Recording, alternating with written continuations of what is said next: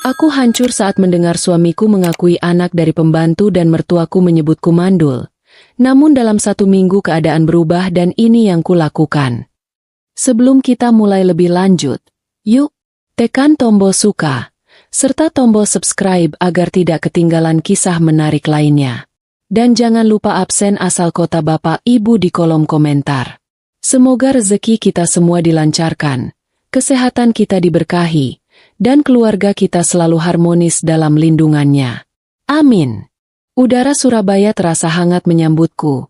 Jauh lebih bersahabat dibanding dinginnya ruang rapat di ibu kota yang baru kutinggalkan. Baru 3 hari aku berada di Jakarta untuk mengurus penempatan dana proyek real estate terbesar kami, tetapi rasanya sudah seperti berminggu-minggu. Aku adalah Aisyah, pewaris tunggal PT Amanah Sentosa, nama perusahaan yang masih kusimpan erat di hati, walaupun di atas kertas kini berganti menjadi PT Cipta Adiguna, sesuai keinginan suamiku, Rizky. Di tanganku, tergenggam sebuah kotak kecil berisi jam tangan mewah yang sudah lama diincar Rizky. Ini adalah hadiah kejutan, sebuah ungkapan bangga atas keberhasilannya mengelola perusahaan yang kurasa semakin maju. Aku sengaja mengambil penerbangan pertama, memutuskan untuk langsung ke rumah Bunda Rina, ibu mertuaku, tempat acara kumpul keluarga mingguan selalu diadakan. Aku membayangkan wajah kaget Rizky dan pelukan hangatnya. Tentu saja, aku juga harus bersiap menghadapi pandangan Bunda Rina yang dingin, yang selalu menganggapku sebagai menantu tak berguna karena belum memberinya cucu.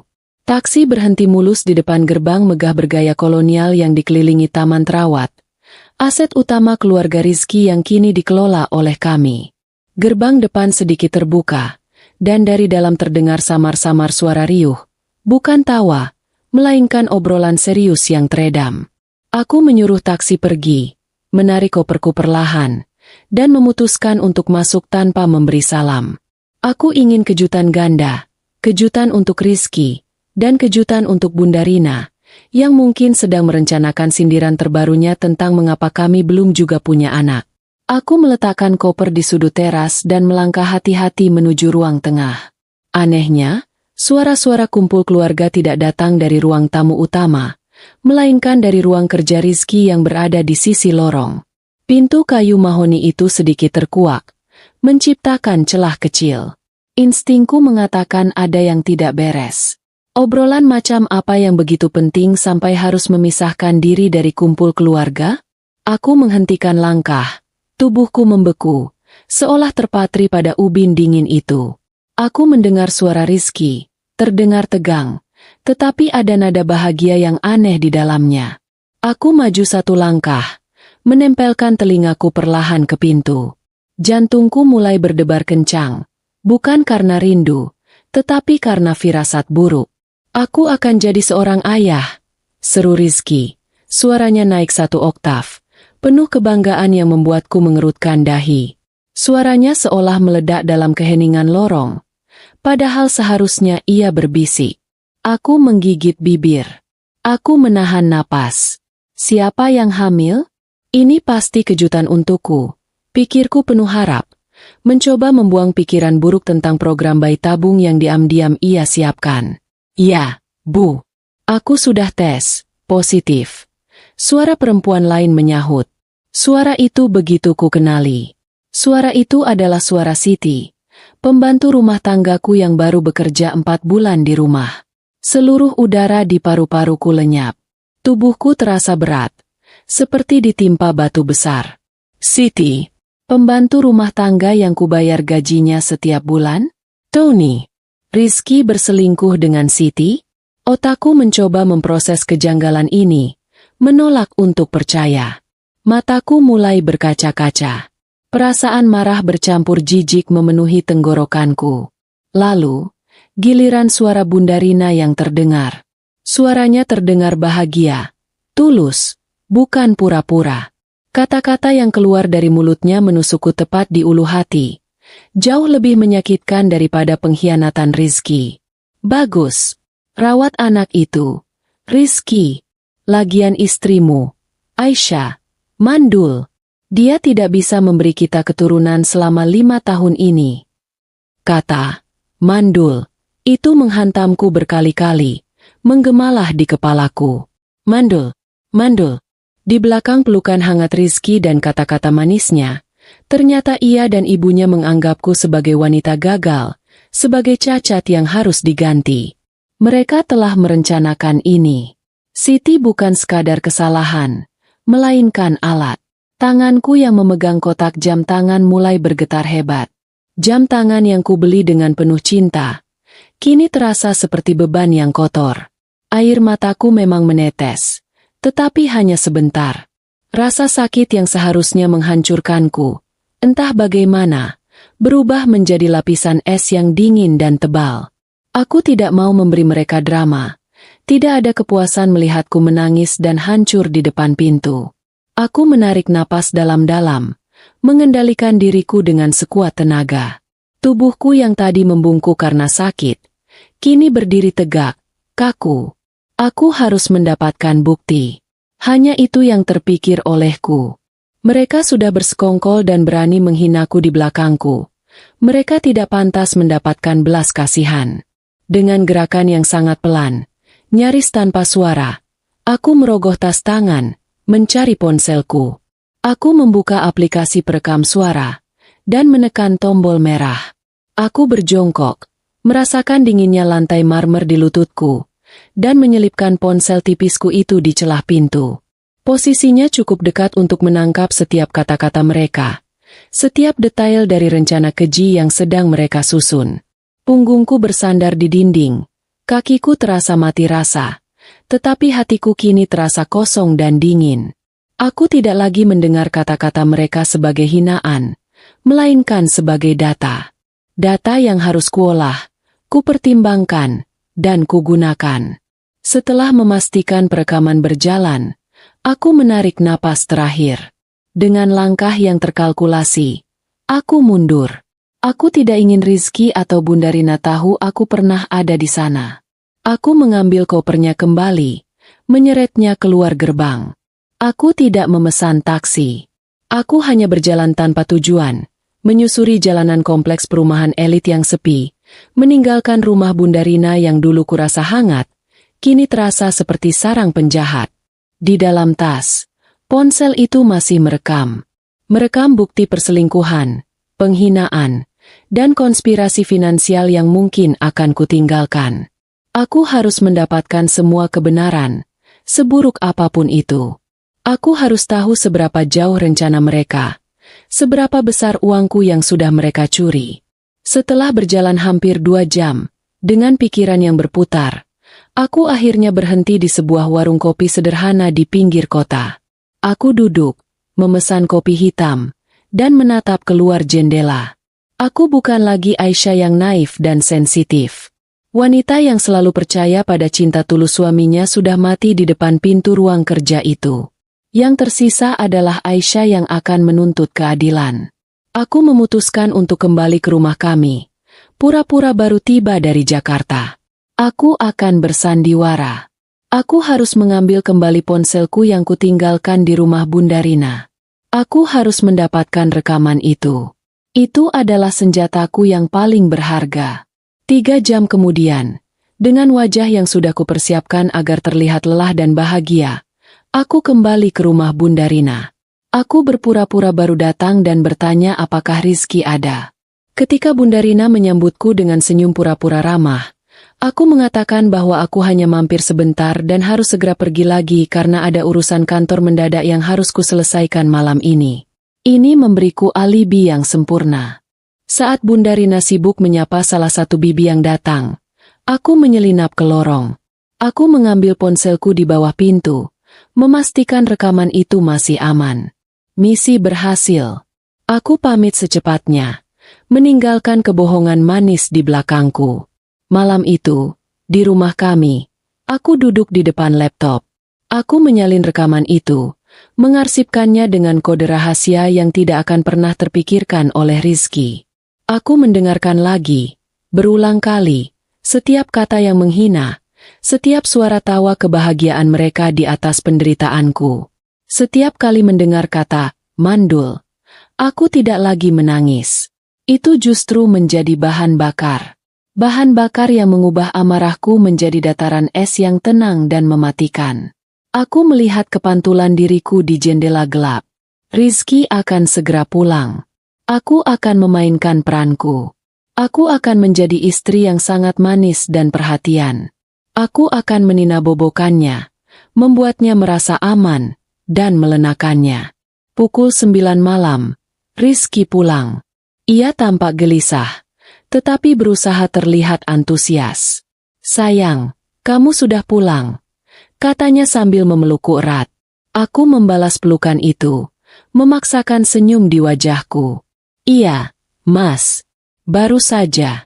Maaf tidak langsung kabari, tadi mampir sebentar," jawabku, suaraku datar dan tenang. Aku menyodorkan kotak jam tangan itu. Rizky terkejut. Ekspresinya berubah menjadi rasa bersalah yang kentara. "Ya ampun, sayang. Kamu tidak perlu repot-repot," katanya sambil membuka kotak itu. "Dipakai ya, Mas. Aku ke kamar dulu. Mau istirahat." Selama seminggu ke depan, aku menjalankan sandiwaraku dengan sempurna. Aku bangun lebih pagi, menyiapkan makanan kesukaannya. Aku mengirim pesan mesra di jam kerja. Aku bahkan berinisiatif mengajaknya tidur, yang disambut Rizky dengan canggung. Rasa bersalahnya terlihat jelas, seperti tato besar di dahinya. Ia mengira aku tidak tahu apa-apa. Ia mengira kebohongannya aman. Ia mengira sikap manisku adalah hal biasa. Tentu saja, ia tidak tahu. Ia tidak tahu bahwa setiap kali ia berangkat kerja, rumah itu berubah menjadi markas komandoku. Aku tidak lagi menangisi nasib. Aku mulai bekerja. Fokus pertamaku, keuangan perusahaan. Aku berhasil membuka laptopnya dengan sandi yang tak terduga. Calon ayah 25. Mataku membelalak saat melihat riwayat perbankan. Rizky telah memindahkan uang dari rekening perusahaan ke berbagai rekening lain. Transfer keluar itu sangat banyak, dan semuanya ditandai dengan rapi sebagai biaya pembelian bahan bangunan proyek fiktif, atau pengeluaran operasional baru. Aku tahu itu bohong besar. Proyek yang dimaksud sudah lama selesai. Aku melacak nomor rekening tujuan. Bukan Siti, tapi rekening penampung atas nama fiktif. Lalu aku mengikuti jejaknya. Aku menelusuri ratusan lembar dokumen pinjaman fiktif yang disetujui Rizky, menggunakan aset perusahaan sebagai jaminan. Uang pinjaman itu tidak masuk ke kas perusahaan. Uang itu menguap begitu saja. Rizky, suamiku, adalah seorang pencuri kelas kakap, mengambil keuntungan dari kepercayaan dan cinta yang kuberikan padanya. Aku terus menggali. Aku membuka laci meja kerja Rizky yang terkunci. Aku tahu di mana ia menyimpan kuncinya, di dalam kotak rokok tua di rak buku. Di dalam laci itu, aku menemukan tumpukan buku tabungan. Dan semuanya atas nama Bunda Rina. Saldo di dalamnya? Fantastis. Miliaran rupiah. Ini rencana mereka. Menguras uang perusahaan warisan ayahku, mencucinya, dan memasukkannya ke rekening pribadi Bunda Rina. Mereka bersiap untuk memulai hidup baru bersama Siti dan bayi mereka, meninggalkan aku dalam keadaan bangkrut, patah hati, dan dianggap mandul. Aku mengambil fotonya.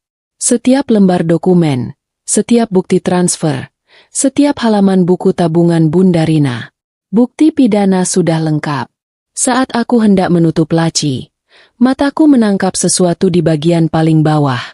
Sebuah map tua berwarna coklat rapuh.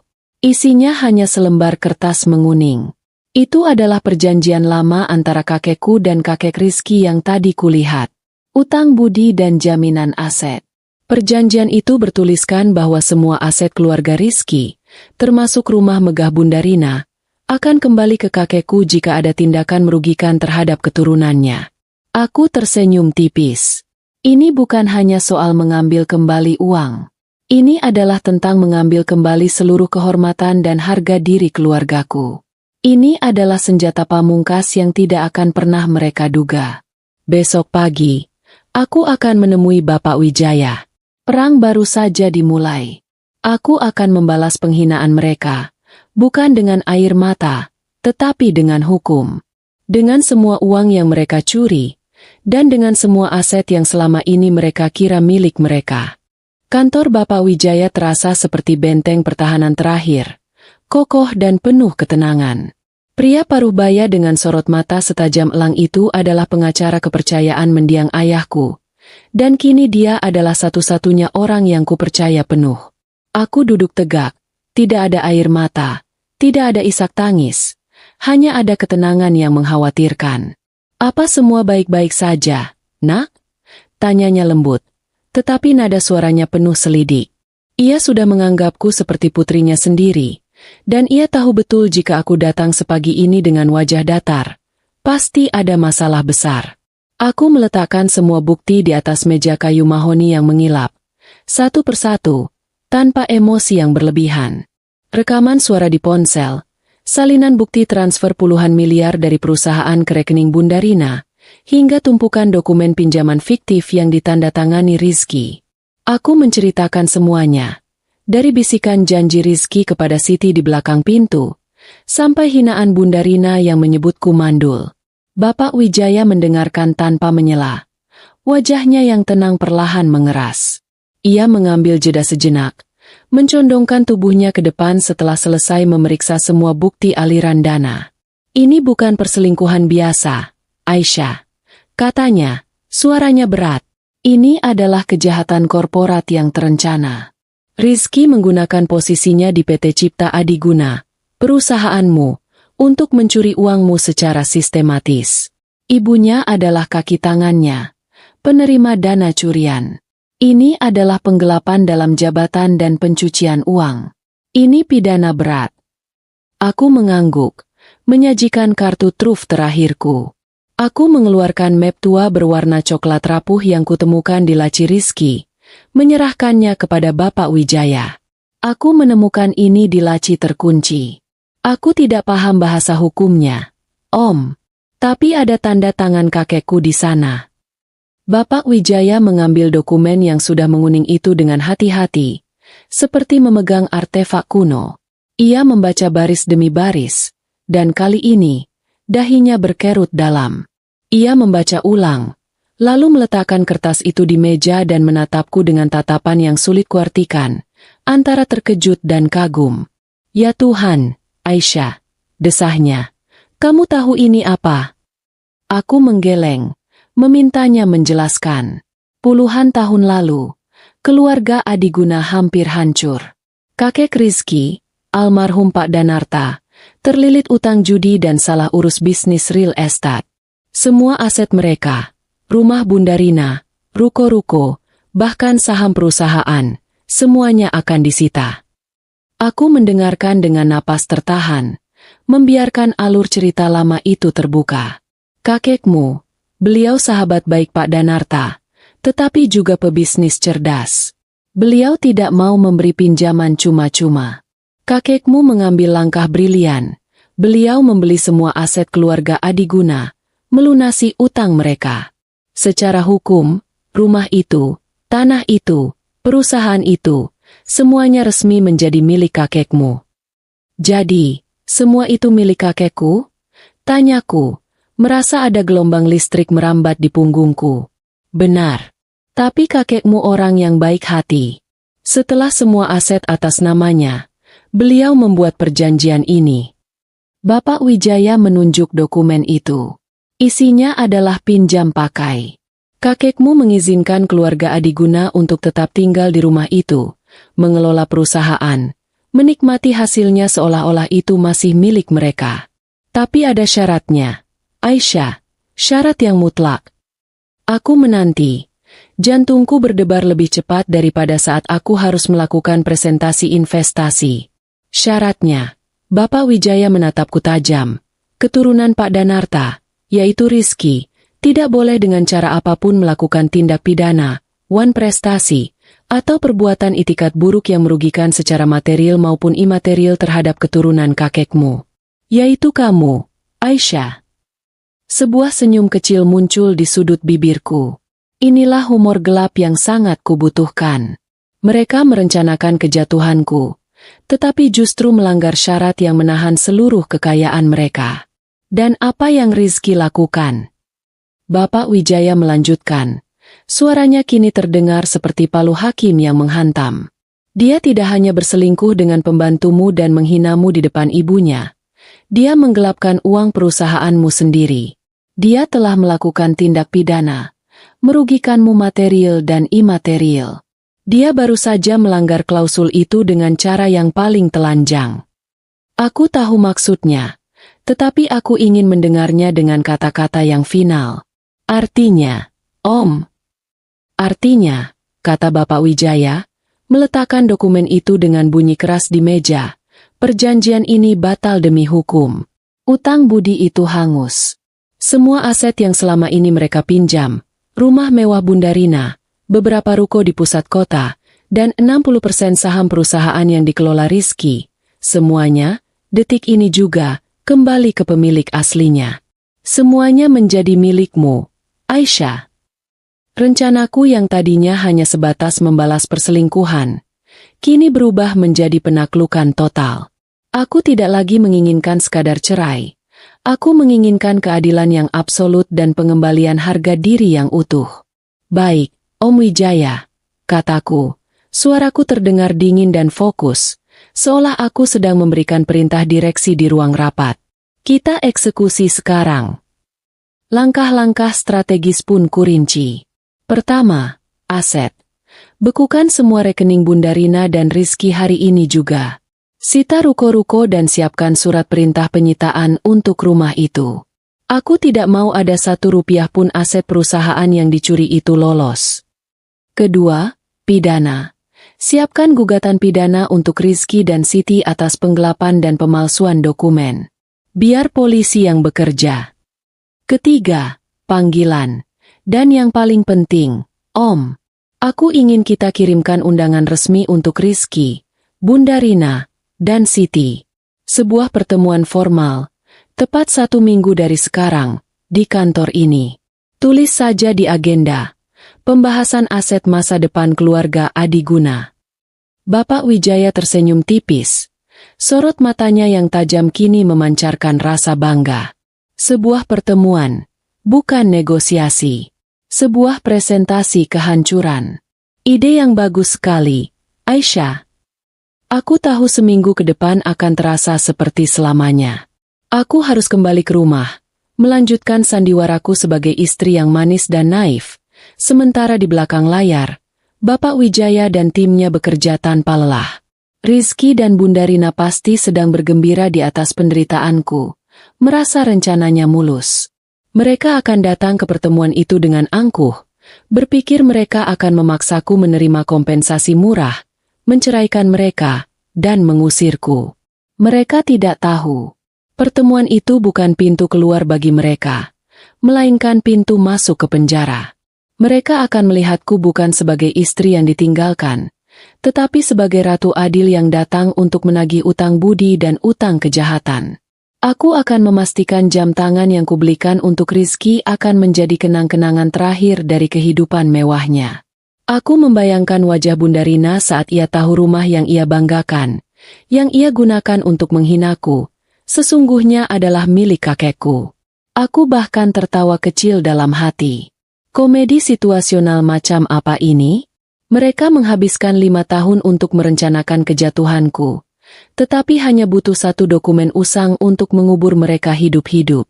Tolong, Om, kataku, berdiri dari kursi. Aku ingin keadilan ini dieksekusi dengan elegan, tetapi mematikan. Bapak Wijaya mengangguk.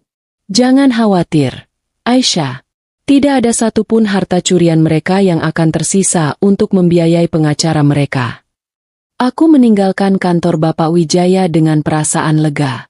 Beban berat di dadaku sudah terangkat, digantikan oleh rencana yang jelas dan pasti. Rizky, Bunda Rina, dan Siti akan mendapatkan semua yang pantas mereka dapatkan. Perjalanan pulang kali ini terasa berbeda. Aku melihat rumah-rumah mewah dan mobil-mobil mahal di jalanan Surabaya. Aku melihat rumah Bunda Rina dengan mata baru, bukan sebagai rumah mertua, tetapi sebagai properti sitaan yang akan segera dijual untuk membayar utang perusahaan. Aku tidak merasakan kebencian yang membakar, hanya keheningan. Keheningan seorang pemenang yang sudah mengetahui akhir dari permainan yang baru akan dimulai. Ketika aku melangkah masuk ke rumah, Rizky sudah menungguku. "Sayang, dari mana saja? Ibu mencarimu," sapanya, terdengar sedikit gelisah. Ia pasti khawatir aku akan mengungkap perselingkuhannya. Aku tersenyum tulus, senyum yang kuanggap sebagai mahakaryaku dalam akting. "Aku baru saja menyelesaikan urusan kantor, Mas. Ada kendala kecil di pembukuan, tapi sudah beres." Rizky menghela napas lega. Ia tidak tahu bahwa kendala kecil di pembukuan itu adalah rencana yang akan menjebloskannya ke penjara dan merebut semua harta miliknya. Dan aku, istri mandul, yang ia hina, akan segera menjadi pemilik tunggal dari semua yang selama ini ia banggakan. "Syukurlah kalau sudah beres," katanya, sambil memelukku. Aku membalas pelukannya, tetapi dalam hati, aku menghitung mundur hari menuju pertemuan di kantor Bapak Wijaya. Tinggal 6 hari lagi. Rizky, nikmati saja pelukan terakhir dari istrimu ini. Aku bahkan sempat menyarankan Rizky untuk membeli hadiah perhiasan mahal untuk Bunda Rina, sebagai tanda terima kasih atas dukungan Bunda Rina yang tak pernah habis.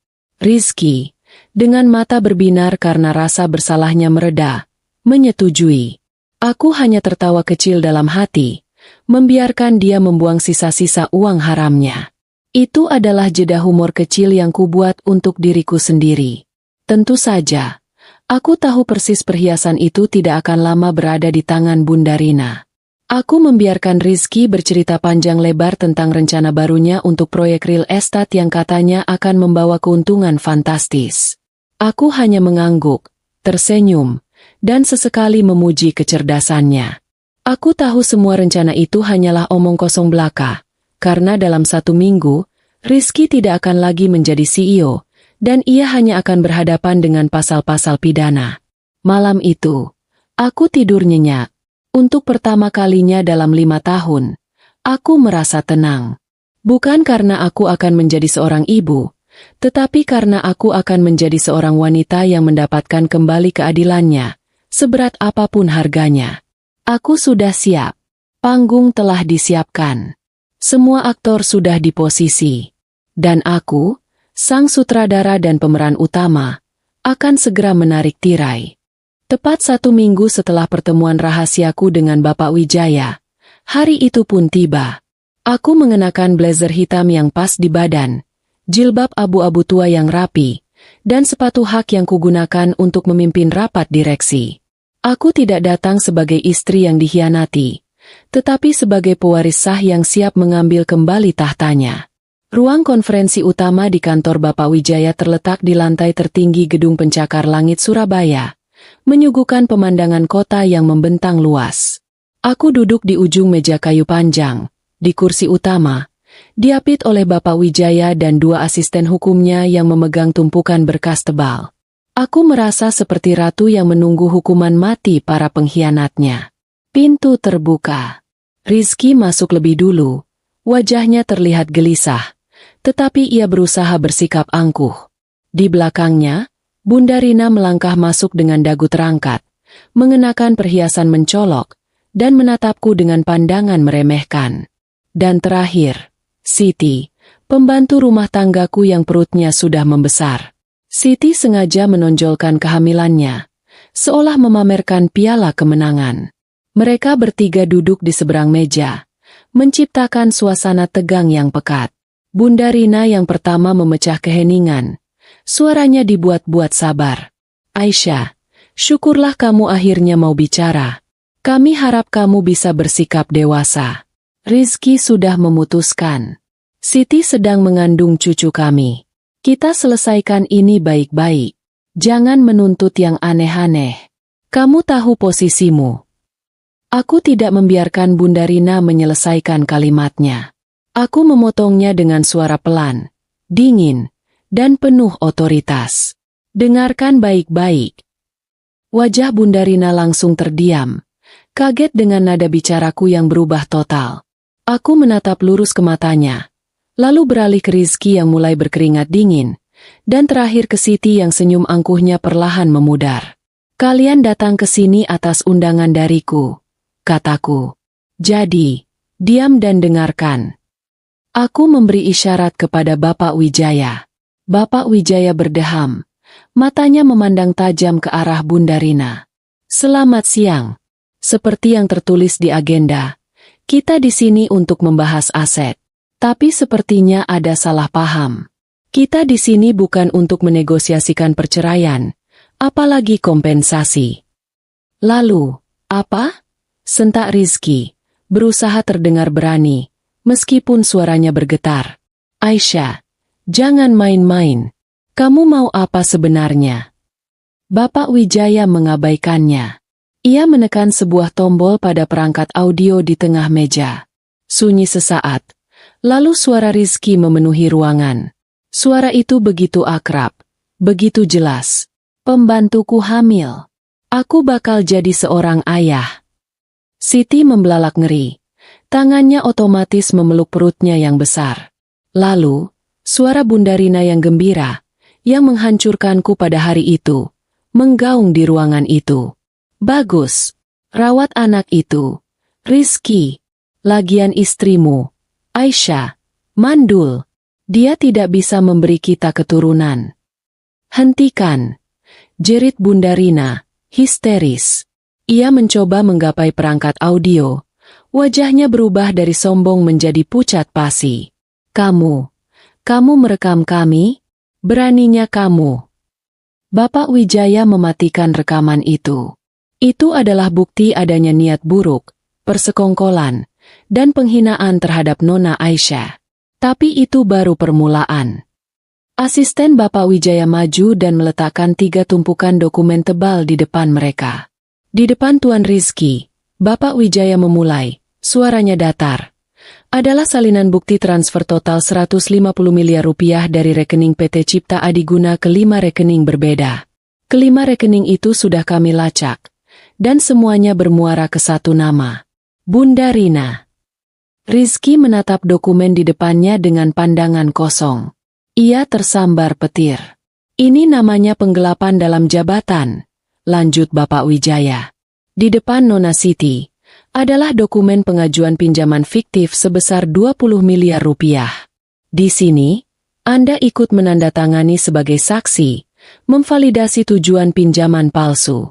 Anda adalah kaki tangan dalam tindak pidana ini. Siti mulai menangis tanpa suara. Air matanya membasahi pipi. Dan terakhir, Bapak Wijaya menatap lurus ke arah Bunda Rina. Di depan Anda adalah dokumen yang mungkin tidak pernah Anda lihat. Ini adalah perjanjian antara almarhum kakek Tuan Rizky, Pak Danarta, dengan almarhum kakek Nona Aisyah. Bunda Rina menatap bingung. Apa maksudmu?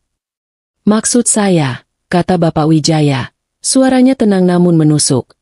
Tindakan Tuan Rizky menggelapkan dana perusahaan Nona Aisyah telah secara sah melanggar klausul utang budi dan itikat baik perjanjian tersebut. Perjanjian pinjam pakai itu kini batal demi hukum. Bunda Rina megap-megap mencari udara. Batal? Apa yang batal? Rumah mewah yang Anda tinggali, ruko yang Anda sewakan, dan seluruh saham perusahaan yang Tuan Rizky kelola atas nama keluarganya. Bapak Wijaya menunjuk ke arahku. Semua itu tidak pernah menjadi milik Anda. Semua aset itu, per detik ini, telah kembali ke pemilik aslinya. Semuanya milik Nona Aisyah. Keheningan meledak, digantikan oleh suara histeris Bunda Rina. Tidak, itu bohong. Itu pasti palsu. Rizky, katakan sesuatu. Rizky tidak mampu berkata-kata. Wajahnya abu-abu. Ia menatapku. Matanya membelalak penuh kengerian dan permohonan. Aisyah sayang, jangan lakukan ini. Aku bisa jelaskan. Aku akhirnya angkat bicara. Suaraku memecah keheningan di ruangan itu. Dingin dan tanpa ampun. Kalian yang memulai ini semua. Kalian yang menghina aku. Kalian yang mencuri dari aku. Kalian merencanakan ini semua. Kalian pikir aku akan diam saja, menerima diceraikan, dan dibuang tanpa punya apa-apa? Aku berdiri dari kursiku, melangkah ke tengah ruangan. Rumah yang kamu bangun dan renovasi, Rizky, pakai uang siapa? Uang hasil curian dari perusahaanku. Uang warisan ayahku. Siti, yang tadinya menangis, kini tersadar. Rizky, kamu bilang kamu kaya. Kamu bilang perusahaan itu milikmu. Kamu bilang aku dan anak ini akan hidup enak. Kamu menipuku. Aliansi pengkhianat itu hancur dalam hitungan detik. Bunda Rina menatap Siti dengan jijik. Sementara Siti menuding Rizky dengan marah. Cukup, suara Bapak Wijaya menggelegar. Menghentikan pertikaian menjijikkan itu. Ini bukan pasar. Ini kantor hukum. Tuan Rizky, Nona Siti, dan Bunda Rina, katanya, ini bukan negosiasi. Bapak Wijaya mengambil perjanjian kuno itu. Seolah itu adalah palu keadilan. Pelanggaran itikat buruk yang kalian lakukan, yaitu penggelapan dana 150 miliar rupiah dan konspirasi untuk menyingkirkan Nona Aisyah, telah secara final dan mengikat membatalkan hak pakai kalian. Bapak Wijaya mulai merinci aset sitaan. 1 unit rumah di kawasan elit, 3 unit ruko komersial, 1 unit apartemen mewah, dan yang paling penting, 60% saham di PT Cipta Adiguna. Semuanya kini sepenuhnya di bawah kendali Nona Aisyah. Dan untuk tindak pidananya, lanjut Bapak Wijaya, tim kami sudah menyerahkan seluruh bukti ke pihak kepolisian pagi tadi. Surat panggilan untuk Tuan Rizky dan Nona Siti akan segera menyusul. Bunda Rina ambruk dari kursinya, jatuh berlutut di lantai marmer yang dingin. Siti pingsan. Rizky hanya menatapku, beku dalam kehancurannya. Aku tidak merasakan kepuasan, hanya kelegaan yang dingin. Satpam, panggilku.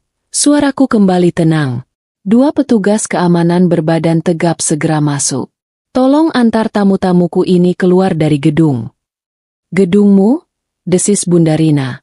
Entah dari mana ia mendapatkan tenaga untuk berdiri. Oh, benar, tambah Bapak Wijaya. Seolah baru teringat. Saya lupa menyebutkan. Gedung kantor firma hukum ini juga salah satu aset yang dijaminkan oleh kakek Tuan Rizky. Selamat datang di properti Nona Aisyah. Itu adalah pukulan terakhir. Bunda Rina tidak melawan saat petugas keamanan memegang lengannya. Ia berjalan seperti zombie. Wajahnya yang tadi sombong kini hanya topeng kekosongan. Siti digotong keluar. Rizky diseret berdiri, bahkan tidak sanggup menatapku. Di ambang pintu, Bunda Rina menoleh ke arahku. Matanya tidak lagi marah, hanya ada kebencian yang mendalam. Kamu akan kena karma, Aisyah. Kamu merebut hak anakku. Kamu akan sendirian seumur hidupmu. Aku menatap balik. Saya tidak merebut apa-apa, Bunda Rina. Aku mengambil kembali milikku. Dan karma sudah datang. Hanya saja, surat panggilannya salah alamat. Bukan untukku. Pintu lift tertutup. Keheningan total melanda ruangan. Aku hanya menutup mata sejenak. Membiarkan bahuku turun. Ini baru permulaan. Langkah selanjutnya, Om? Tanyaku, membuka mata. Tim jurusita pengadilan sudah siap. Sesuai perhitungan kita, lusa adalah jadwal kumpul keluarga rutin di rumah Bunda Rina. Bukan? Tanya Bapak Wijaya. Aku mengangguk.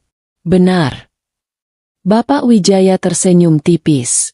Surat perintah pengosongan rumah akan dieksekusi tepat lusa pagi. Saya rasa, kumpul keluarga mereka kali ini akan sangat berkesan. Aku tidak perlu melihat Bunda Rina dan Rizky di penjara. Aku hanya perlu melihat kehancuran total status sosial yang selama ini mereka agung-agungkan. Dan itu akan terjadi di depan mata semua orang yang selama ini diam saja saat aku dihina. 2 hari terasa seperti sekejap mata. Di luar rumah, aku tetap menjadi Aisyah yang tenang, tetapi di dalam, aku menghitung jam. Aku tahu, hari ini adalah hari di mana keadilan akan bekerja keras, dan aku tidak sabar menantikannya. Tepat pukul 9 pagi, langit Surabaya cerah, tetapi awan kelam menggantung di atas rumah mewah bergaya kolonial milik Bunda Rina. Aku tidak ada di sana, tentu saja, tetapi Bapak Wijaya sudah memberitahuku detail persisnya. Tim jurusita pengadilan tiba, didampingi oleh beberapa petugas polisi dan truk-truk besar. Bunda Rina, yang semalaman tidak bisa tidur dan terus mengutukku, membuka pintu dengan wajah bengkak karena menangis dan bermalam di rumah. Matanya melebar penuh kengerian melihat rombongan orang asing berdiri di teras rumahnya. "Ada apa ini?" bentaknya, berusaha mengembalikan wibawa yang sudah lama hilang. Jurusita utama melangkah maju, membacakan surat perintah eksekusi dengan suara lantang, mengumumkan bahwa rumah itu dan seluruh isinya telah secara resmi disita atas nama pemilik sah yang baru, yaitu aku, Aisyah. "Kalian tidak berhak. Ini rumahku. Pergi kalian semua." Bunda Rina mencoba menutup pintu, tetapi tim eksekusi menahannya. Para tetangga dan beberapa kerabat dekat yang seharusnya datang untuk kumpul keluarga pagi itu, mulai berdatangan. Pemandangan Nyonya Rina Adiguna, ratu sosialita kompleks itu, berteriak histeris di teras rumahnya sendiri, adalah tontonan yang terlalu menarik untuk dilewatkan. Ponsel-ponsel mulai merekam. Ini adalah kehinaan publik yang paling sempurna. Tim eksekusi tidak peduli dengan teriakan Bunda Rina. Mereka masuk ke dalam rumah. Benda-benda mahal mulai dikeluarkan. Sofa beludru mahal, lukisan berharga, perabot makan kristal, dan semua aset yang selama ini menjadi lambang kesombongan Bunda Rina. "Ini milikku. Jangan sentuh." Bunda Rina mencoba melawan, memeluk guci antik kesayangannya. "Maaf, Ibu," kata salah satu petugas, melepaskan pelukan Bunda Rina secara paksa. "Ini termasuk dalam sitaan aset." Rizky tidak ada di sana. Sejak keluar dari kantor Bapak Wijaya, ia menghilang, tidak bisa dihubungi, meninggalkan ibunya sendirian menghadapi badai kehancuran ini. 1 jam kemudian, Bunda Rina benar-benar terusir. Petugas hanya memberinya 1 koper kecil berisi pakaian. Ia terduduk di trotoar jalan di depan gerbang rumahnya yang kini sudah disegel dan diberi garis polisi. Ia memandangi puluhan pasang mata tetangga yang menatapnya tanpa simpati. Hanya ada rasa ingin tahu dan gosip. Berita penyitaan rumah itu menyebar lebih cepat daripada api. Para anggota keluarga besar Rizky yang seharusnya berkumpul untuk kumpul keluarga panik. Telepon berdering di mana-mana. Rumah Rina disita. Aisyah yang menyita. Bagaimana bisa? Kumpul keluarga itu dibatalkan, tetapi kepanikan tidak bisa dibatalkan. Mereka semua tahu, banyak dari mereka, para bibi dan paman yang diam saja saat aku dihina, ikut menanamkan uang di perusahaan Rizky. Mereka menikmati keuntungan besar selama ini dan kini mereka takut uang mereka ikut hangus. Sore harinya, mereka mengadakan pertemuan darurat. Bukan di rumah mewah Bunda Rina, melainkan di rumah Tante Murni, adik ipar Bunda Rina, yang rumahnya jauh lebih kecil dan sederhana. Ruang tamunya penuh sesak, bukan dengan tawa dan gosip, tetapi dengan wajah-wajah cemas dan ketakutan. "Investasiku 300 juta di perusahaan Rizky. Apa ikut hangus?" seru seorang paman. "Uang arisan kita yang dipegang Rina ratusan juta itu bagaimana?" sahut bibi yang lain. Di tengah kepanikan itu, pintu depan rumah Tante Murni terbuka. Aku masuk. Ruangan itu hening seketika. Aku tidak datang sebagai korban yang memelas. Aku mengenakan gaun sutra berwarna zamrud, dan melangkah masuk dengan tenang, diikuti oleh Bapak Wijaya di belakangku. Aku melihat wajah-wajah munafik itu. Wajah-wajah yang sama yang menatapku dengan pandangan meremehkan di kumpul keluarga sebelumnya. "Aisyah." Tante Murni yang pertama bersuara, berusaha terdengar ramah. "Syukurlah kamu datang. Nak, jelaskan pada kami, kenapa kamu tega sekali sama Bunda Rina? Dia ibumu juga." Aku berhenti di tengah ruangan, menatap wajah-wajah di sekelilingku. "Ibuku sudah meninggal," kataku, suaraku dingin dan jelas.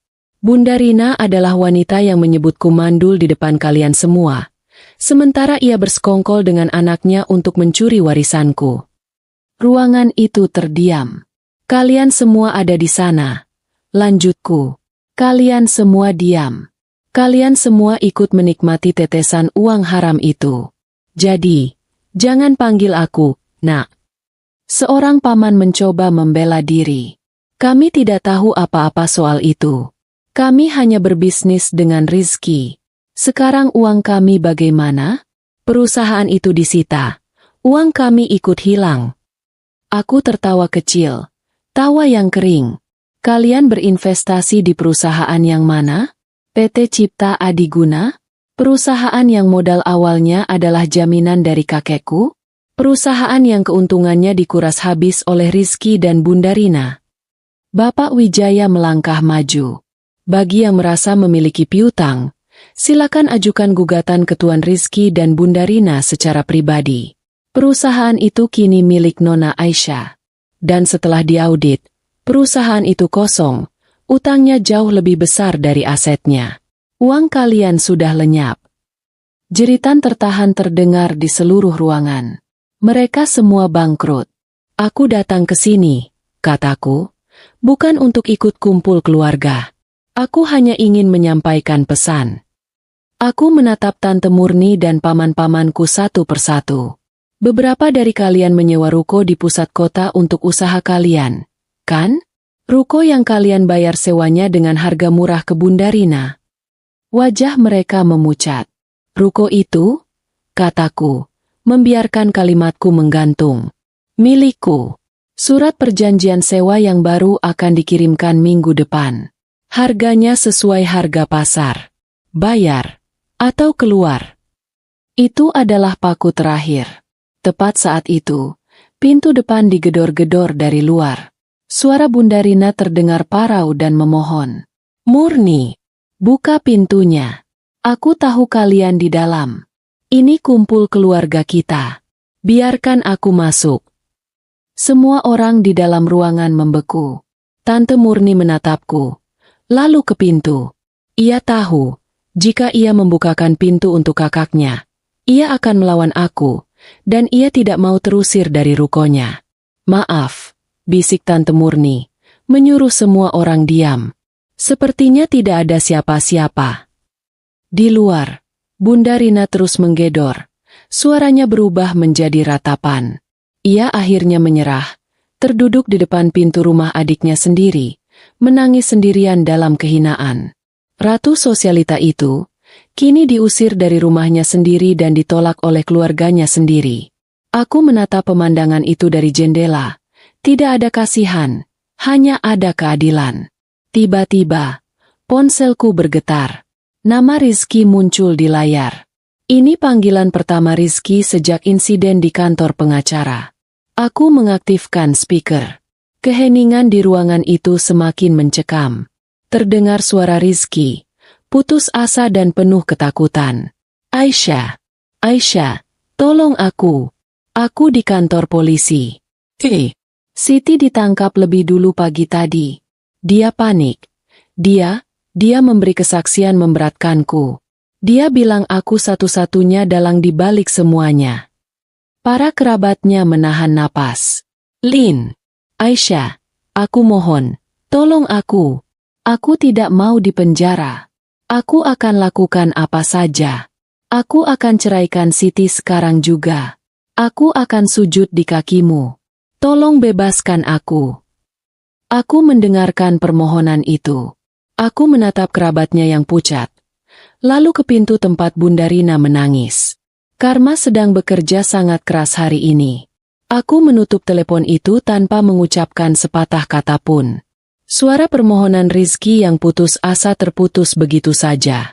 Semua mata tertuju padaku. Wanita yang baru saja membiarkan suaminya sendiri membusuk di sel polisi tanpa mengedipkan mata. Pesanku sudah tersampaikan. Permisi, kataku pelan. Aku berbalik. Bapak Wijaya membukakan jalan untukku. Kami berdua melangkah keluar, meninggalkan keluarga besar Rizky yang membeku dalam kehancuran finansial dan sosial mereka. Di luar, di trotoar, Bunda Rina sudah tidak ada. Yang tersisa hanya bekas tangisannya di debu. Aku masuk ke mobil. Aku tidak menangis. Aku juga tidak merasa menang. Aku hanya merasa kosong. Tetapi kekosongan itu diisi oleh tekad yang membara. Ini belum selesai. Rizky adalah akarnya. Dan akar itu harus dicabut sampai tuntas. Keesokan harinya, aku dan Bapak Wijaya berada di kantor polisi Surabaya. Kunjungan ini bukanlah kunjungan seorang istri yang berbelas kasihan, melainkan bagian dari strategi yang sudah kami susun rapi. Aku datang untuk melengkapi berkas pidana Rizky, memastikan tidak ada celah hukum yang bisa ia gunakan, apalagi uang curian yang tersisa. Koridor kantor polisi terasa sibuk dan berbau pesing. Sangat kontras dengan wewangian mahal dan lantai marmer mengilap yang selama ini mengelilingi hidupku. Aku mengenakan pakaian sederhana, hijab yang menutupi leherku dengan rapi, dan wajahku datar tanpa emosi. Pria yang akan kutemui sebentar lagi bukanlah lagi Rizky, suamiku, tetapi hanya seorang tersangka yang akan segera menjadi narapidana. Aku diantar ke ruang kunjungan khusus, ruangan kecil dengan meja di tengah dan sebuah cermin besar di dinding, cermin dua arah yang sengaja disiapkan Bapak Wijaya. Di balik cermin itu, penyidik senior dan Bapak Wijaya sudah menanti, siap merekam setiap kata. Tak lama kemudian, Rizky dibawa masuk. Pemandangan itu nyaris membuatku goyah. Tetapi aku mengeraskan hati. Pria di depanku hanyalah bayangan dari sosok gagah dan wangi yang ku kenal. Ia kurus kering, matanya merah dan bengkak, pakaiannya kusut, dan ia diborgol. Rasa angkuhnya sebagai direktur muda yang sukses telah luntur total. Melihatku, mata Rizky langsung menyala dengan harapan putus asa. "Aisyah!" serunya. Suaranya serak, nyaris tak terdengar.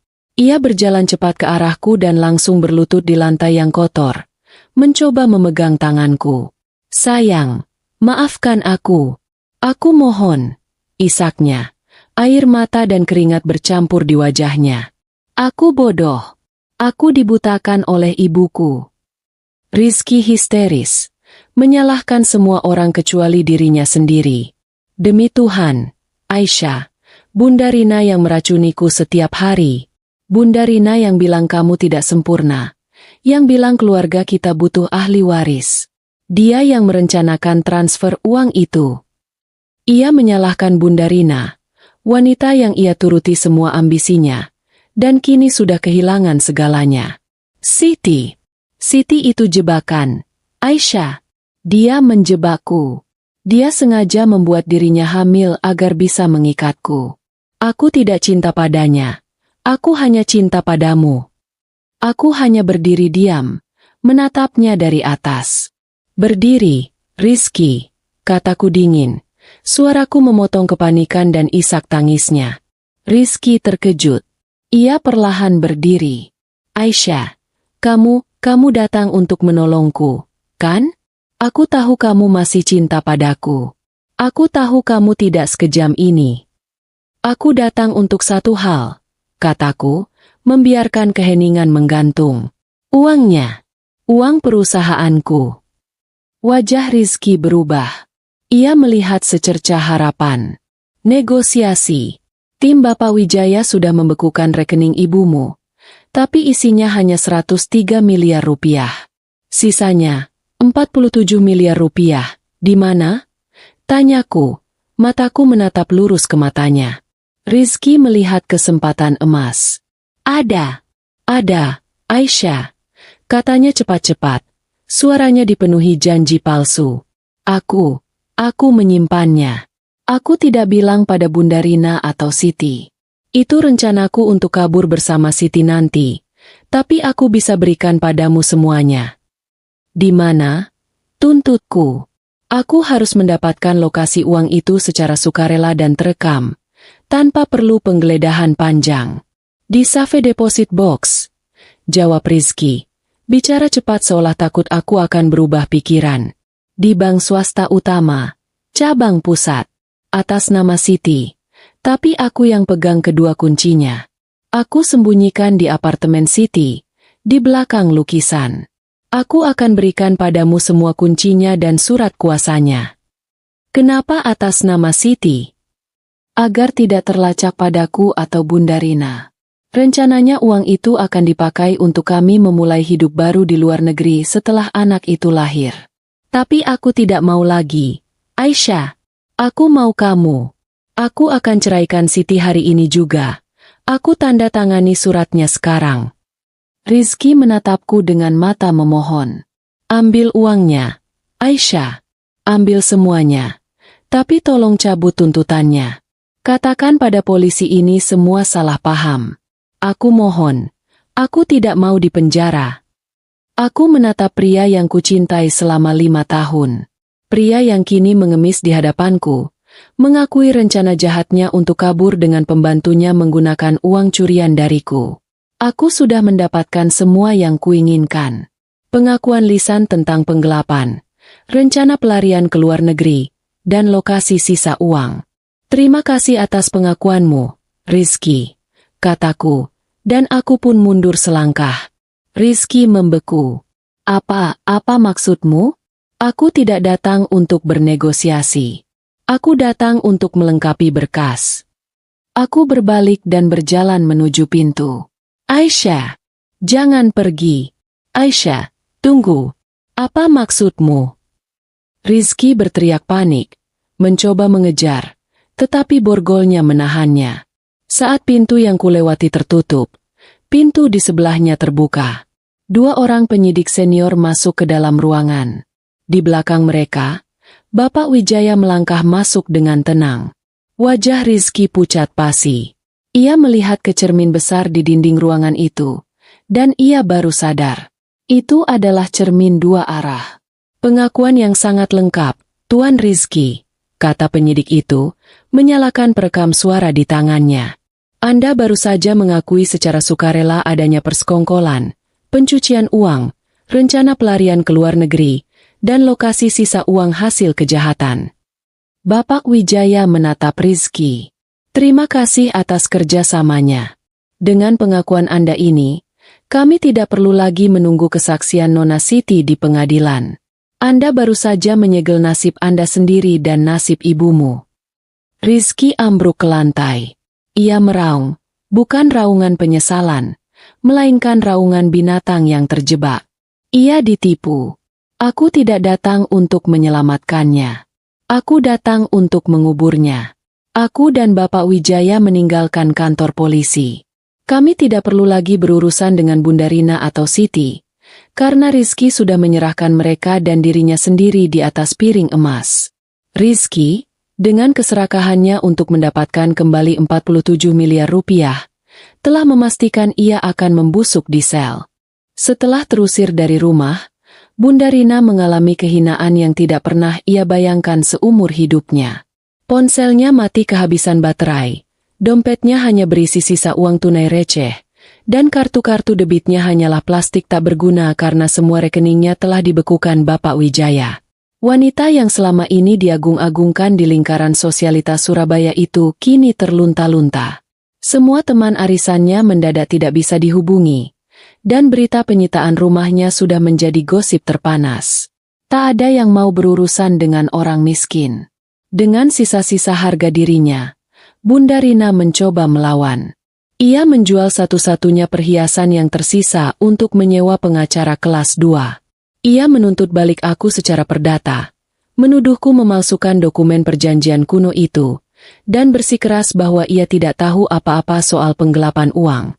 Sidang perdata itu digelar beberapa hari sebelum sidang pidana Rizky. Bunda Rina datang ke pengadilan dengan pakaian terbaiknya yang tersisa, yang kini tampak kusam, wajahnya tua dan lelah. Di seberang ruangan, aku duduk tenang di samping Bapak Wijaya. Pengacara Bunda Rina berkoar-koar, menuduh perjanjian kakekku tidak sah dan kedaluarsa. Namun, Bapak Wijaya tidak banyak berdebat. Ia hanya menyerahkan dokumen-dokumen asli yang sudah divalidasi oleh Badan Pertanahan Nasional dan arsip notaris. Yang mulia, kata Bapak Wijaya tenang, klien kami, Nona Aisyah, juga menuntut Bunda Rina secara pribadi atas pengembalian dana 150 miliar rupiah. Kami ingin membuktikan, dia bukan hanya penerima pasif dana curian, melainkan inisiator kejahatan ini. Anda tidak punya bukti, teriak Bunda Rina, melompat dari kursinya. Kami punya, sahut Bapak Wijaya, dan ia meminta izin untuk memutar barang bukti. Ruang sidang dipenuhi suara Rizky. Suara Rizky yang terekam di kantor polisi. Bunda Rina yang meracuniku setiap hari, dia yang merencanakan transfer uang itu. Wajah Bunda Rina berubah dari marah menjadi horor murni. Ia menatap Bapak Wijaya, lalu ke hakim. Tidak, itu bohong. Rizky tidak mungkin mengkhianatiku. Anakku tidak mungkin berkata begitu. Bunda Rina kehilangan kendali. Ia menjerit melengking, mencoba berlari menyerangku, tetapi petugas keamanan segera menahannya. Gugatannya ditolak mentah-mentah.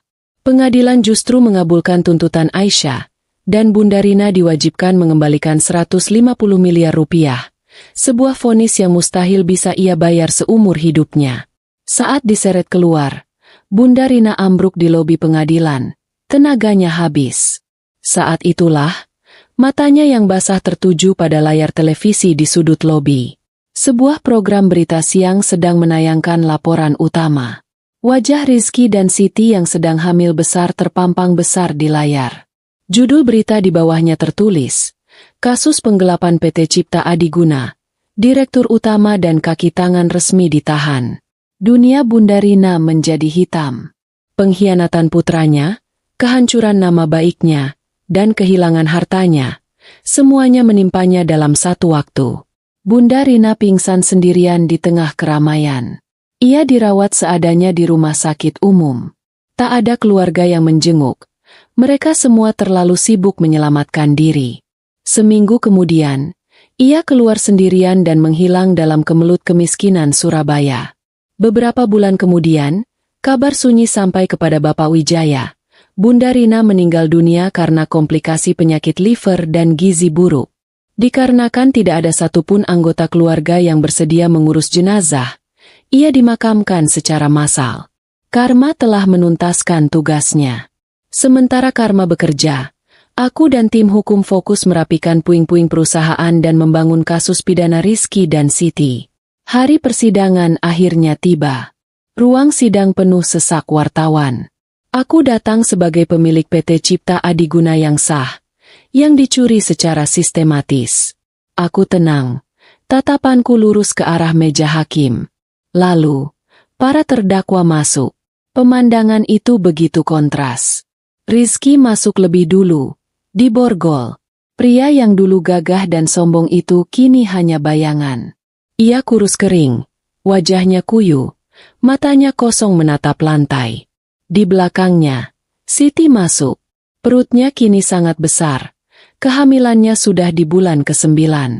Ia berjalan terhuyung, berusaha keras menarik simpati dari semua orang di ruangan itu. Sidang dibuka. Jaksa penuntut umum bekerja sama dengan tim Bapak Wijaya, membeberkan bukti-bukti yang tak terbantahkan, rekaman suara konspirasi, aliran dana belasan miliar rupiah ke Bunda Rina, dokumen pinjaman fiktif yang ditandatangani Siti. Paku terakhir adalah rekaman audio dari ruang interogasi. Suara Rizky sendiri yang mengakui telah menyimpan 47 miliar rupiah di Safe Deposit Box dan merencanakan pelarian ke luar negeri. Pengacara Rizky, seorang pembela umum yang ditunjuk negara karena Rizky tak lagi mampu membayar pengacara swasta, terlihat putus asa.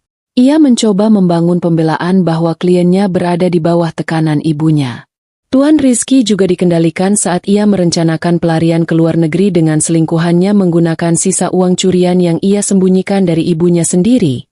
Tanya jaksa. Ini bukan soal bakti, Yang Mulia. Ini soal keserakahan murni.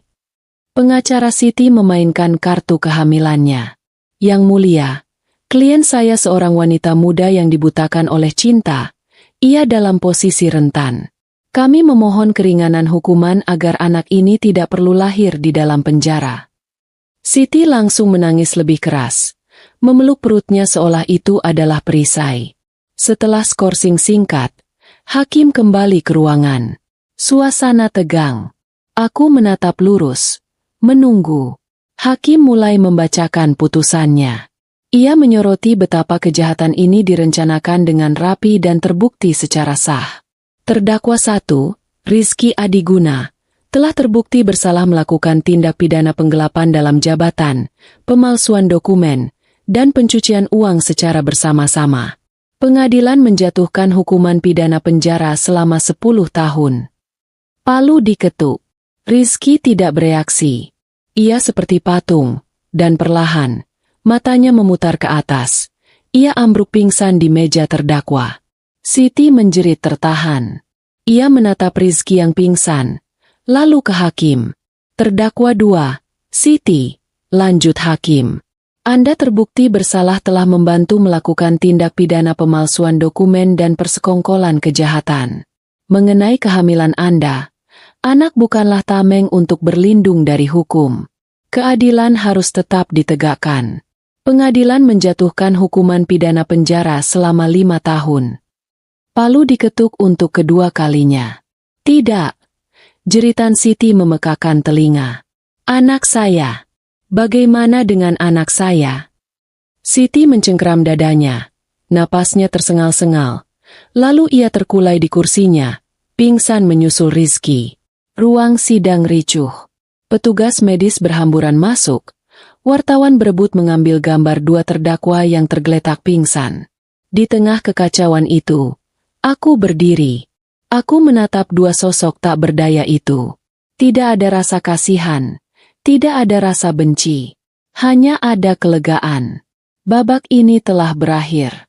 Aku berbalik, merapikan jilbabku, dan berjalan keluar dari ruang sidang. Ibu Aisyah, bagaimana perasaan Anda? Tanya seorang wartawan. Aku berhenti sejenak, menatap kerumunan itu. Keadilan telah ditegakkan, kataku singkat. Lalu aku berjalan menembus kerumunan, menuju mobilku, menuju kehidupan baruku. Aku bebas. Rizky, Siti, dan Bunda Rina, semuanya telah menerima bagian karma mereka masing-masing. Beberapa bulan berlalu sejak palu kehakiman dijatuhkan. Waktu yang kugunakan untuk merapikan puing-puing dan mengubur kenangan busuk. Sementara Rizky dan Siti mendekam di tahanan, status mereka sebagai tersangka utama kasus penggelapan kelas kakap menghiasi berita kriminal. Aku bekerja tanpa lelah bersama tim Bapak Wijaya. Fokus utamaku adalah PT Cipta Adiguna, perusahaan warisan ayahku yang kini berlumuran utang dan kebobrokan moral akibat Rizky. Langkah pertamaku adalah menghapus total nama Cipta Adiguna yang beracun itu. Kini, perusahaan itu kembali menyandang nama yang dipilihkan almarhum ayahku dulu, PT Amanah Sentosa. Nama yang membawa harapan, integritas, dan pengingat akan janji kejujuran.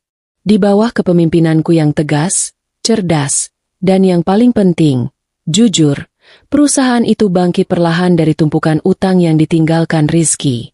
Aku berhasil menjual semua aset sitaan yang kurangkum dari Rizky dan Bunda Rina, rumah mewah gaya kolonial, ruko-ruko komersial, dan apartemen mewah. Aku menggunakan uang itu bukan untuk memperkaya diri, melainkan untuk membayar semua utang perusahaan dan menyuntikkan modal segar. Aku menetapkan standar etika baru di kantor. Aku memberhentikan semua staf yang terlibat dalam transaksi ilegal Rizky dan membangun tim baru yang loyal dan transparan. Aku tidak lagi mengandalkan cinta dan kepercayaan buta, melainkan data dan profesionalisme. PT Amanah Sentosa kembali sehat, disegani di pasar real estate Surabaya, dan yang paling utama, beroperasi dengan hati nurani yang bersih. Secara pribadi, aku memutuskan untuk meninggalkan rumah kami, rumah yang dipenuhi kenangan palsu dan aroma pengkhianatan. Aku menjualnya, dan membeli sebuah rumah baru yang lebih hangat dan kecil di kawasan yang tenang. Rumah itu tidak megah, tetapi penuh cahaya. Aku menyukainya. Di rumah baruku, tidak ada hantu Rizky, Bunda Rina, atau Siti. Hanya ada diriku dan ketenangan yang kurindukan. Selama ini, Bunda Rina selalu menyebutku mandul. Kegagalanku adalah tidak bisa memberikan keturunan bagi keluarga Rizky. Ironisnya, saat semua kehancuran menimpa mereka, aku justru menemukan kekuatan untuk mewujudkan impian terbesarku, menjadi seorang ibu. Aku tidak ingin menunggu takdir biologis. Setelah melalui serangkaian proses yang panjang dan penuh haru, 6 bulan lalu, aku secara resmi mengadopsi seorang bayi perempuan cantik. Nama yang kuberikan padanya adalah Amira. Setiap kali bayangan wajah Bunda Rina terlintas di kepalaku, yang dulu menghinaku dengan kata, "Mandul," aku hanya akan tersenyum sambil memeluk Amira. Amira adalah bukti bahwa keluarga tidak dibentuk hanya oleh darah, tetapi oleh pilihan dan cinta yang tulus. Sore itu, taman belakang rumah baruku ramai. Aku mengadakan kumpul keluarga kecil. Ini bukan kumpul keluarga penuh gengsi dan kepalsuan seperti yang biasa diadakan Bunda Rina. Tamu-tamuku adalah sahabat-sahabat sejati, kerabat jauh yang tulus, dan Bapak Wijaya beserta istrinya. Kami tertawa, bertukar cerita, dan menikmati suasana damai yang belum pernah kurasakan sebelumnya. "Lihat, Amira sudah bisa memegang botolnya sendiri," seru salah satu sahabatku, menunjuk ke arah bayi mungil yang duduk ceria di atas tikar bermain. Aku menoleh, dan hatiku menghangat. Aku menghampiri Amira, mengangkatnya, dan mencium pipi gembil itu. Aku tidak butuh validasi dari siapapun lagi. Aku tidak butuh pembuktian kepada Rizky atau Bunda Rina. Aku sudah menang. Hidupku kini lengkap, damai, dan bahagia. Berdiri kokoh di atas pijakanku sendiri, hasil dari keberanian dan keadilan yang kudapatkan. Sementara aku tertawa lepas bersama putriku, Karma sedang menuntaskan tugasnya dengan sempurna di tempat lain. Di 3 tempat berbeda yang suram, Karma sedang menuntaskan tugasnya dengan sempurna. Kehancuran yang selama ini mereka rencanakan untukku kini kembali kepada mereka dengan bunga yang berlipat ganda. Di lembaga pemasyarakatan wanita, Siti duduk di selnya yang sempit, memeluk dinding.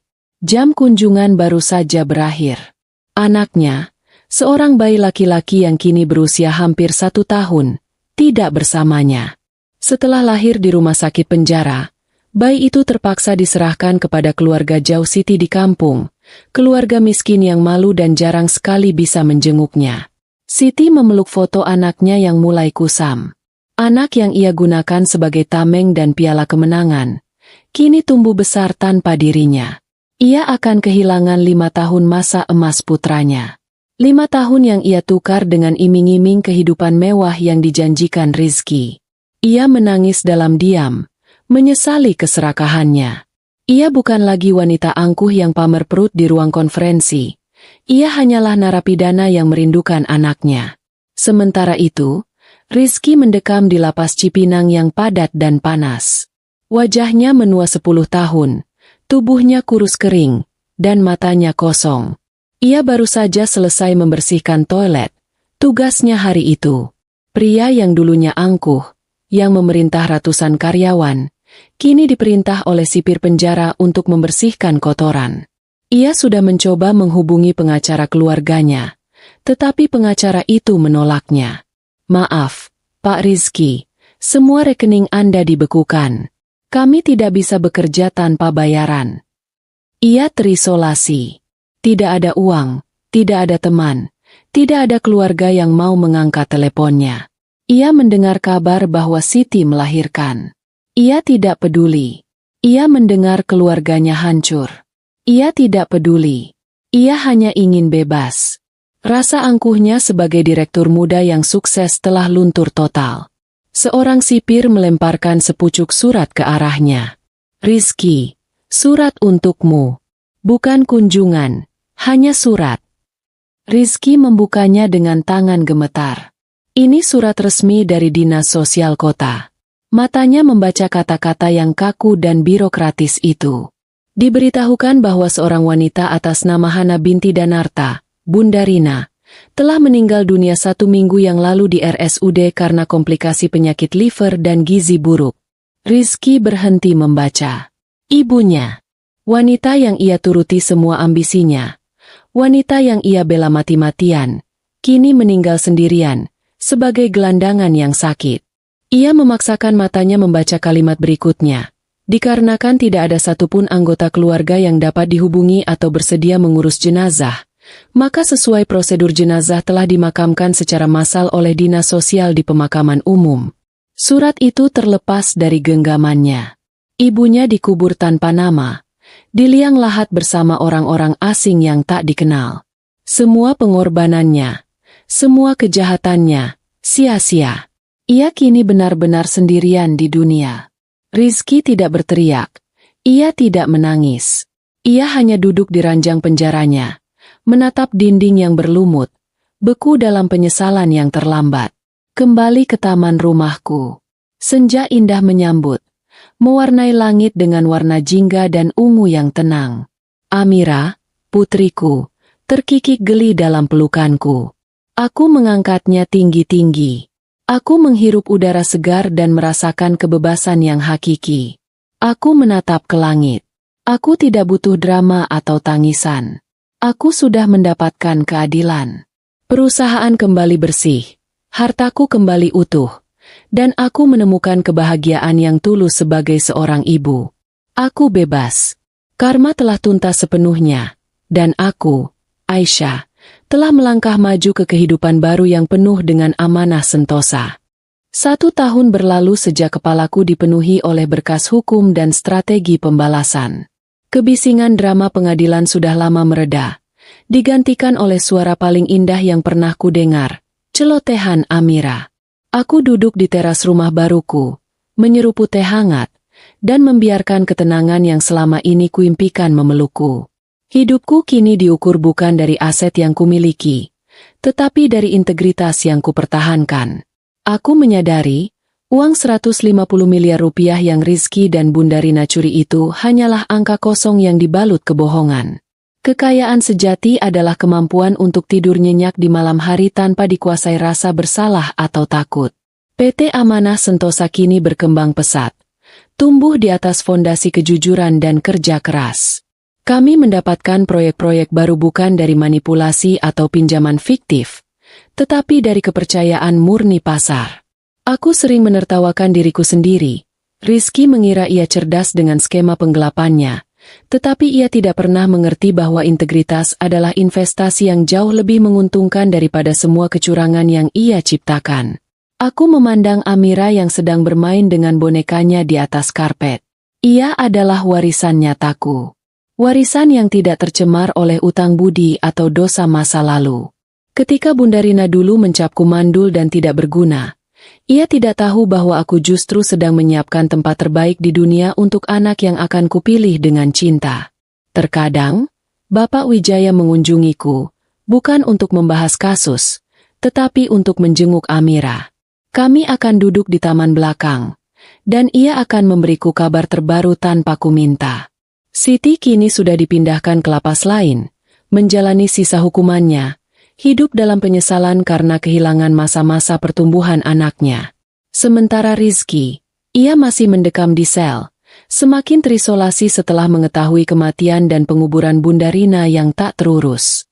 Ia sudah mencoba mengirim surat kepadaku, surat-surat permohonan yang penuh janji palsu dan permintaan maaf yang dibuat-buat, tetapi aku tidak pernah membacanya. Semua surat itu langsung kubakar tanpa dibuka. Tidak ada lagi yang perlu dibicarakan antara kami. Aku tahu, mungkin banyak orang di luar sana yang menganggapku kejam karena membiarkan mantan suami dan ibu mertua menderita sampai akhir. Tetapi aku percaya, aku tidak pernah menciptakan karma mereka. Aku hanya memastikan karma yang mereka ciptakan sendiri berjalan sesuai jalur yang sudah mereka tentukan. Aku tidak menghancurkan mereka. Aku hanya menarik kebohongan yang selama ini mereka gunakan untuk menopang diri mereka sendiri. Aku menghela napas panjang, sebuah kebiasaan yang kini menjadi penanda kelegaan, bukan kecemasan. Aku sudah mendapatkan kembali semua milikku, perusahaan, harta, dan yang terpenting, diriku sendiri. Amira merangkak ke pangkuanku, kepalanya bersandar di dadaku. Aku memeluknya erat, mencium aroma rambutnya yang lembut. Aku adalah seorang ibu, seorang CEO, dan seorang wanita yang berhasil bangkit dari kehancuran. Aku telah memenangkan pertempuran melawan keserakahan, kebohongan, dan penghinaan. Matahari tenggelam sepenuhnya, meninggalkan langit yang gelap namun penuh bintang. Aku menatap bintang-bintang itu, dan aku tahu, babak hidupku yang baru, babak yang benar-benar bahagia, baru saja dimulai. Aku bebas. Aku utuh.